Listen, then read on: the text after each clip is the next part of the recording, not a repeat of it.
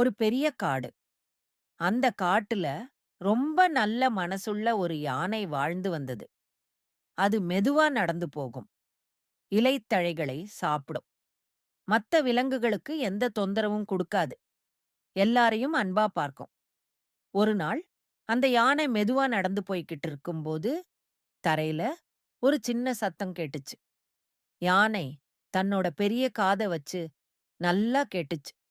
அது ஒரு குட்டி பறவையோட அழுகை சத்தம்னு அதுக்கு புரிஞ்சுது. யானை அந்த சத்தம் வந்த திசையில மெதுவா நடந்து போச்சு. அங்க ஒரு சின்னஞ்சிறிய பறவை குஞ்சு தரையில விழுந்து கிடந்துச்சு.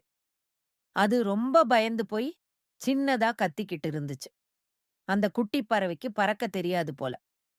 அதோட அம்மா எங்கேயோ போயிருக்காங்க. கருணையுள்ள யானைக்கு அந்த குட்டி பறவைய பார்த்ததும் ரொம்ப பாவமா இருந்துச்சு.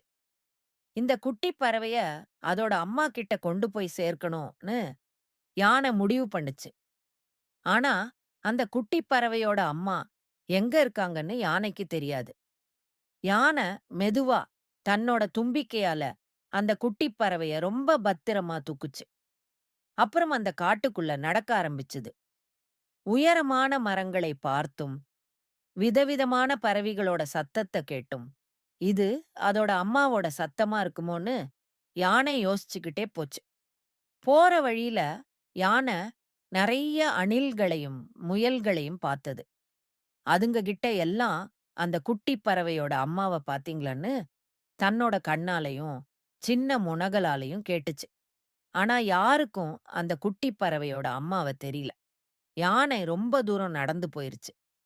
அது கொஞ்சம் களைப்பா இருந்துச்சு. ஆனா அந்த குட்டி பறவைய அதோட அம்மா கிட்ட சேர்க்காம விடக்கூடாதுன்னு அது உறுதியா இருந்துச்சு. தன்னோட பெரிய மனச வச்சுக்கிட்டு அந்த குட்டி பறவைக்காக தொடர்ந்து நடந்துகிட்டே இருந்துச்சு. கொஞ்ச நேரம் கழிச்சு ஒரு பெரிய மரத்துல இருந்து ஒரு பரிச்சயமான பறவையோட சத்தம் கேட்டுச்சு. அந்த சத்தம் அந்த குட்டி பறவையோட அம்மாவோடதுன்னு யானைக்கு தெரிஞ்சுது. யானை சந்தோஷமா தன்னோட தும்பிக்கையில இருந்த குட்டி பறவைய அந்த மரக்கிளைகிட்ட மெதுவா கொண்டு போச்சு. அங்க தன்னோட குட்டிய பார்த்ததும் அந்த அம்மா பறவை சந்தோஷத்துல கீச்சிட்டு வந்து தன்னோட குஞ்ச பாசமா கொஞ்சியது. அந்த குட்டி பறவையும் தன்னோட அம்மாவ பார்த்ததும் சந்தோஷமா சத்தம் போட்டுச்சு. அந்த காட்சிய பார்த்த கருணையுள்ள யானைக்கு ரொம்ப சந்தோஷமா இருந்துச்சு.